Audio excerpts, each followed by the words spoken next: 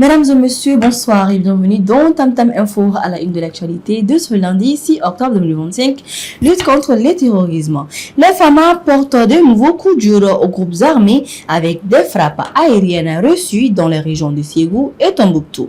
Crise institutionnelle en France. Après une nouvelle démission record à Matignon, l'opposition lance une procédure de destitution contre le président Macron. Santé publique, lancement de la campagne Octobre Rose, une grande mobilisation pour la lutte contre le cancer du sein et du col de l'utérus. Football, une entrée en lice spectaculaire des Aiglons. Le Mali a écrasé le Libéria 6-0 pour son premier match du tournoi de l'UFOA A.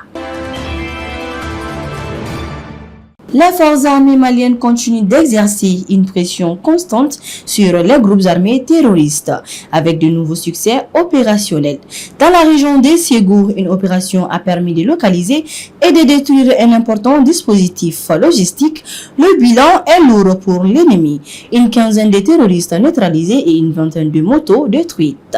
Simultanément, dans la région de Tombouctou, des frappes ciblées ont permis de détruire deux pick-up camouflés, désorganisant ainsi les capacités de mouvement des groupes terroristes. L'état-major général des armées salue l'engagement des forces et appelle la population à une vigilance et une coopération active.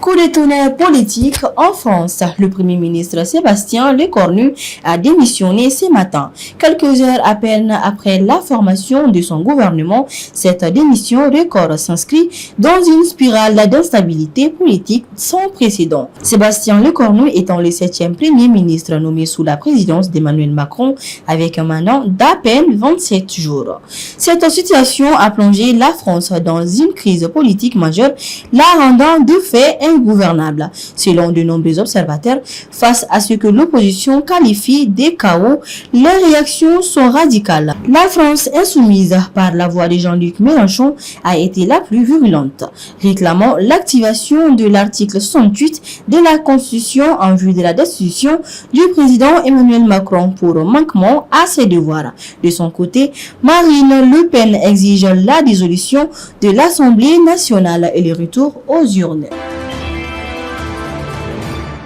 L'actualité du jour, c'est aussi cette grande mobilisation pour la santé des femmes.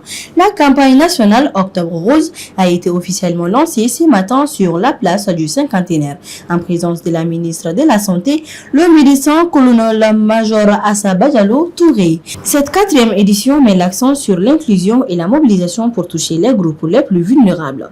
La ministre a rappelé que la prévention et le dépistage régulier restent les armes principales pour combattre le cancer du sein et du col de l'utérus.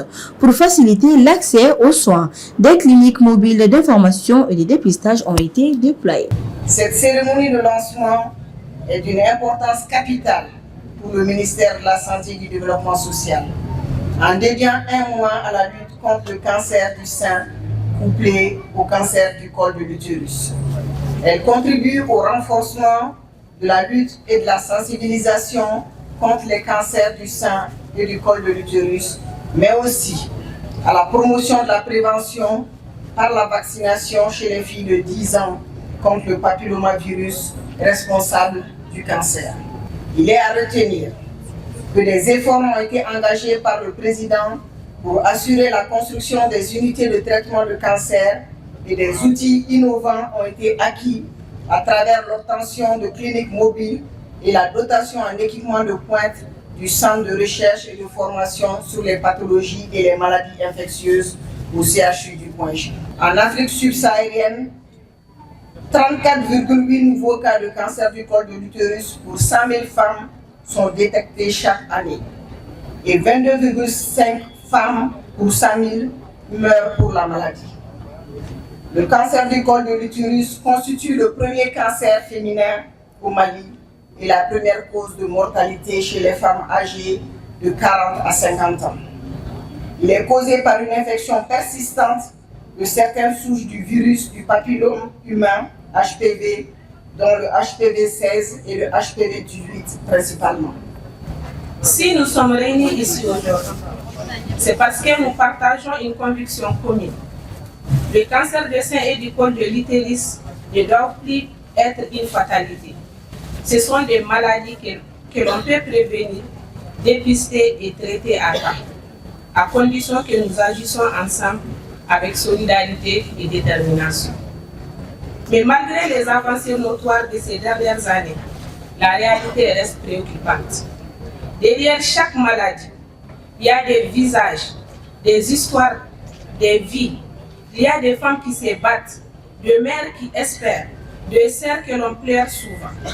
Cette réalité douloureuse nous rappelle que notre engagement ne doit jamais faiblir. Toujours sur le front de la santé, une alerte nous vient de la localité de Koro. Les populations font état d'une situation préoccupante marquée par une forte propagation des cas de toux. Face à l'ampleur des symptômes, les habitants réclament une intervention urgente des structures sanitaires pour identifier la nature de cette maladie et endiguer sa propagation. Heureusement, le sport nous apporte une grande source de fierté. Une victoire éclatante pour démarrer la compétition à domicile. L'équipe nationale des moins de 17 ans a parfaitement lancé son tournoi de l'UFOA hier au stade Mamadou Konaté. Les Aiglons ont surclassé les Libéria sur le score sans appel de 6 buts à 0. Pendant que les jeunes brillent, leurs aînés se préparent. Le sélectionneur des Aigles, Tom Saint-Fier, a dévoilé ce week-end sa liste de joueurs pour les prochaines journées des éliminatoires de la Coupe du Monde 2026. C'est la fin de cette édition. Merci de l'avoir suivi sur Tamtam TV. L'actualité de ce jour, marquée par les succès de nos forces armées et les soubresauts d'un ordre ancien, nous rappelle que chaque peuple est face à son destin. Nous terminons sur cette pensée exigeante du philosophe Frantz Fanon. Chaque génération doit, dans une relative opacité, découvrir sa mission, la remplir ou la trahir. Au nom de toute la rédaction, nous souhaitons une très belle suite de programmes sur Tamtam TV.